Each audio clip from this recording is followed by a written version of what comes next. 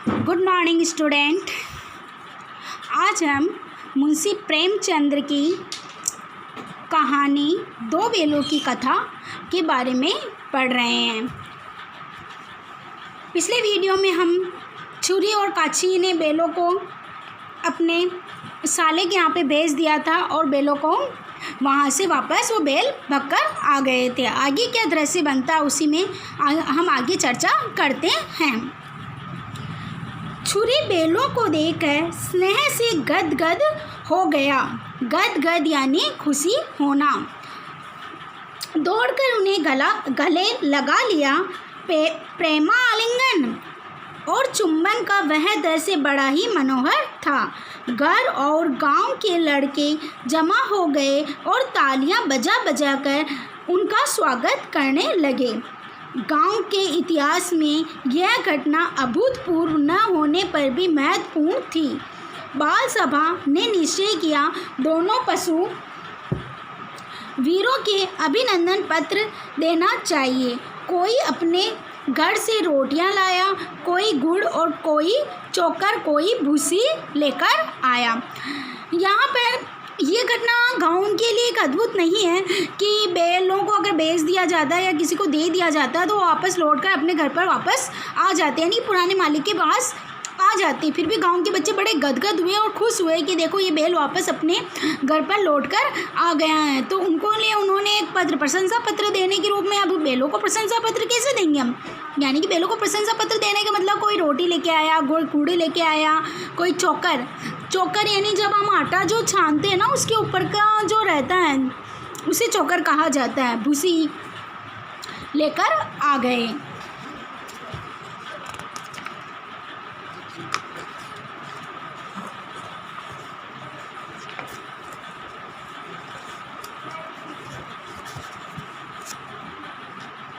एक बालक ने कहा, ऐसे बैल किसी के पास न होंगे। दूसरे ने समर्थन किया, इतनी दूर से दोनों अकेले चले आए। तीसरा बोला, बैल नहीं है, वे उस जन्म के आदमी हैं।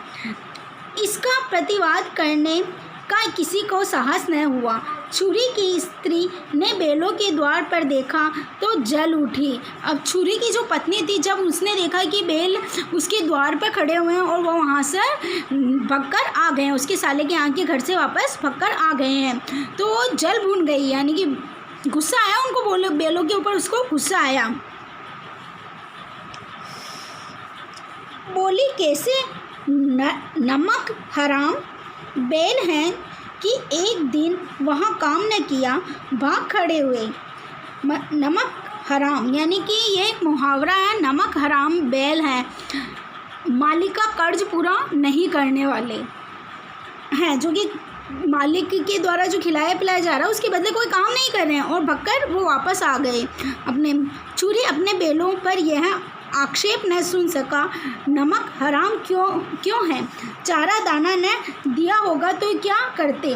स्त्री ने रोप से साथ कहा, बस तुम ही तो बैलों को खिलाना जानते हो, और तो सभी पानी पिला पिला कर रखते हैं। छुरी ने चिढ़ाया, चारा मिलता तो क्यों भागते। स्त्री चिढ़ी, भागी इसलिए कि वे लोग तुम जैसे बुद्धुओं की तरह बैलों को सहलाते नहीं, खिलाते हैं तो रगड़ कर जोतते भी हैं। ये दोनों ठहरे कामचोर और भाग निकले। अब देखूं कहाँ से खली और चोकर मिलता है। सूखे भूसे के सिवा कुछ भी न दूंगी, खाए चाहे मरे। वही हुआ। मजूर को कड़ी ताकीद कर दी गई। बैलों को खाली सूखा भूसा दिया गया।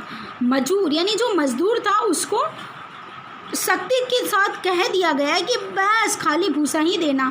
बैलों ने नाद में मुँह डाला। नाद यानी जो उनके मतलब वो बनाई जाती है, कुंडी टाइप बनाई जाती है, उसमें सारा भूसा वगैरह डालते हैं, दाना डालते हैं, बैलों के लिए भोजन डालते हैं उसे। तो फीका फीका, न कोई चिकनाहट न कोई रस, क्या खाएं। आशा भरी आंखों से द्वार की ओर ताकने लगे। छुरी ने मंजूर से कहा, थोड़ी सी खली क्यों नहीं डाल देते वे, मालकिन मुझे मार ही डालेगी, चुरा कर डाल आ। न दादा, पीछे से तुम भी उन्हें की ही कहोगे, यानी उनकी सी कहोगे भाई मेरे को तो अभी कह रहे हो आप चुरा के डाल दे, लेकिन जब आपकी पत्नी आपको डांटेगी तो आप कहोगे नहीं नहीं तूने गलत किया, तो मैं तो ये काम नहीं करूँगा। ऐसा कौन करने लगा? मजदूर। अब इसी का सेकंड पार्ट आता है। दूसरे दिन छुरी का साला फिर आया, बैलों को ले चला। अब कि उसने दोनों को गाड़ी में जोता। 2-4 बार मोती से गाड़ी की सड़क की ओर खाई से गिराना चाहा, पर हीरा ने संभाल लिया, वह ज़्यादा सहनशील था। अब यहाँ पर क्या होता है कि वापस उसका साला आ जाता है और वो गाड़ी में जोत के ले जाता है। इस बार पहले तो वो ऐसे ले जा रहा था, तो एक इधर भग जाता, एक उधर भग जाता, एक कोई खेत में चला जाता, तो ऐसे वो बहुत परेशान हो गया। अब की बार दोनों को उसने गाड़ी में जोत लिया। तो क्या हुआ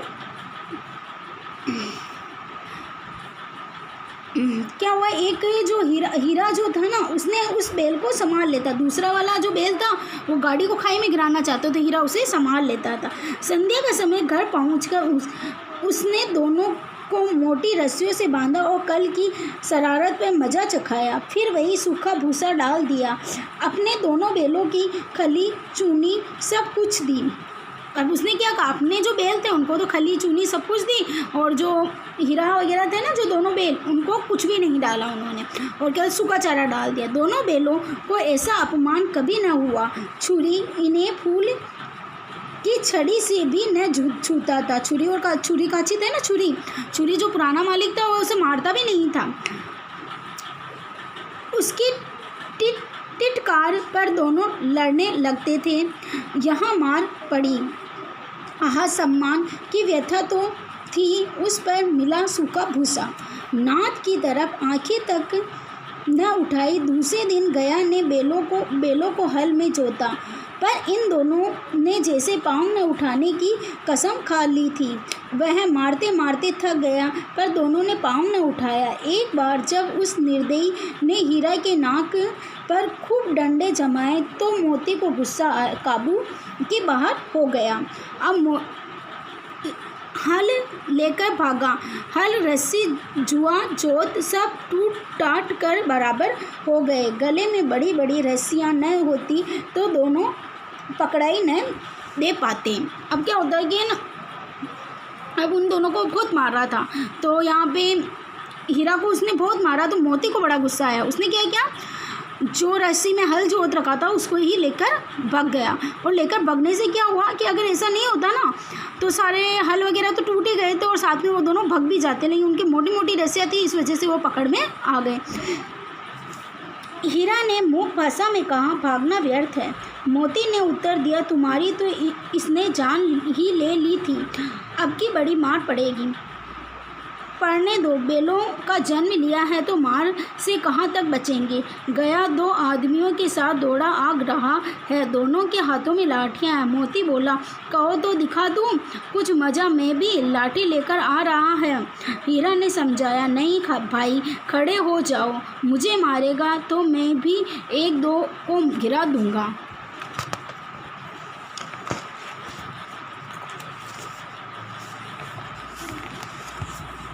नहीं, हमारी जाति का यह धर्म नहीं है।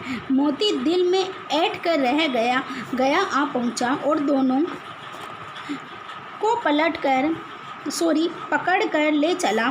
कुशल हुई कि उसने इस वक्त मारपीट न की, नहीं तो मोती भी पलट पड़ता। उसके तेवर देख कर गया और उसके सहायक समझ गए कि इस वक्त टाल जाना ही मसलहत है। मसलहत यानी समझदारी है कि अगर इस वक्त हम इनको मारेंगे तो ये कुछ ना कुछ ज़रूर कदम उठाएंगे और हमें भी मारेंगे।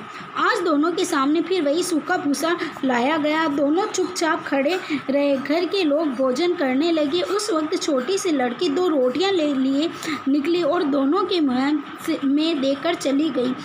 उस एक रोटी से इनकी भूख तो क्या शांत होती, पर दोनों के हृदय के मानो भोजन मिल गया।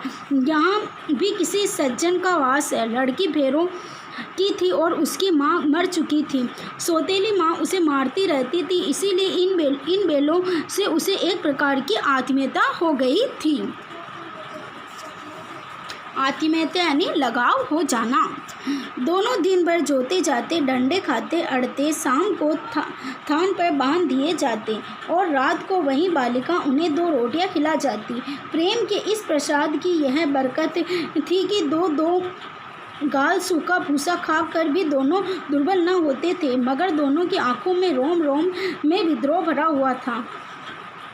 एक दिन मोती ने मूक भाषा में कहा, अब तो कहीं नहीं सहा जाता है हीरा, क्या करना चाहते हो? एकाध को सींगों से उठाकर फेंक दूंगा, लेकिन जानते हो वह प्यारी लड़की तो हमें रोटियां खिलाती है और उसी की लड़की है जो इस घर का मालिक है। यह बेचारी अनाथ न हो जाए तो मालकिन को न फेंक दूं, वही तो उस लड़की को मारती है, लेकिन औरत जात पर सींग चलाना मना है, यह भूल जाते हो। तुम तो किसी तरह निकलने ही नहीं देते, बताओ तुड़ाकर भाग चलें? हाँ, यह मैं ही स्वीकार करता हूँ, लेकिन इतनी मोटी रस्सी टूटेगी कैसे? इसका एक उपाय है, पहले रस्सी को थोड़ा सा चबा लो, फिर एक झटके में जाती है, मतलब चबा लो, उसको थोड़ा सा कच्चा कर लो, फिर वो चली जाएगी। रात को जब बालिका रोटियां खिलाकर चली गई, दोनों रस्सियों की चबाने लगे, पर मोटी रस्सी मुँह में ना आती थी। बेचारे बार बार जोर लगाकर रह जाते थे। सहसा घर का द्वार खुला और वही लड़की निकली। दोनों सिर झुकाकर उसका हाथ चाटने लगे। दोनों की पूंछें खड़ी हो गई। उसने उसके माथे पर सहलाए और बोली, खोले देती हूँ, चुपके से भाग जाओ, नहीं तो यहाँ लोग मार डालेंगे। आज घर में सलाह हो रही है कि इनकी नाकों में नाथ डाल दी जाए। उसने गराव खोल दिया, पर दोनों चुपचाप खड़े रहे। मोती ने अपनी भाषा में पूछा, अब चलते क्यों नहीं? हीरा ने कहा, चले तो, लेकिन कल इस अनाथ को आफत आएगी, सब इसकी तरफ संदेह करेंगे। सहसा बालिका चिल्लाई, दोनों फूफा वाले बैल भागे जा रहे हैं। ओ दादा, दोनों बैल भागे जा रहे हैं, जल्दी दौड़ो।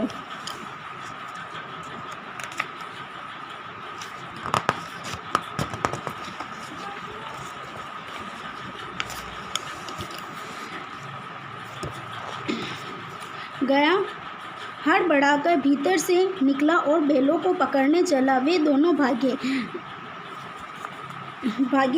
गया ने पीछा किया और भी तेज हुए। गया ने शोर मचाया, फिर गांव के कुछ आदमियों को भी साथ लेने के लिए लौटा। दोनों मित्रों के भागने का मौका मिल गया, सीधे दौड़ते चले गए, यहाँ तक कि मार्ग का ज्ञान न रहा। फिर परिचित मार्ग से आए थे, उसका यहाँ पता न था। नए गांव मिलने लगे। तब दोनों को एक खेत के किनारे खड़े होकर सोचने लगे, अब क्या करना चाहिए। हीरा ने कहा, मालूम होता है यह राह भूल गए, तुम भी बेतहाशा भागे, वहीं उसे मार गिराया था। उसे मार गिराते तो दुनिया क्या कहती, वह अपना धर्म छोड़ दे, लेकिन हम अपने धर्म क्यों छोड़ें। दोनों भूख से व्याकुल हो रहे थे। खेत में मटर खड़ी थी, चलने लगे और रह कर आहट लेते थे, कोई आता तो नहीं है। जब पेट भर गया, मतलब मटर का पेट वो देखा तो चढ़ने लग गए, अब चलो खा लेते हैं हम पेट भर के मटर, क्योंकि कोई था नहीं खेत के अंदर। उन्होंने अच्छे से मटर खा ली। दोनों ने आज़ादी का अनुभव किया तो मस्त होकर उछलने कूदने लगे। पहले दोनों ने डकार ली, फिर सींग मिलाए और एक दूसरे को डेलने लगे। मोती की हीरा को कोई कदम पीछे हटा दिया, यहाँ तक कि वह खाई में गिर गया। तब उसे भी क्रोध आया और संभल कर उठा, फिर मोती से मिल गया। मोती ने देखा खेल में झगड़ा हुआ चाहता है तो किनारे हट गया। अब अगला अध्याय हम कल पढ़ेंगे। इसका तीसरा जो भाग है वो कल पढ़ेंगे।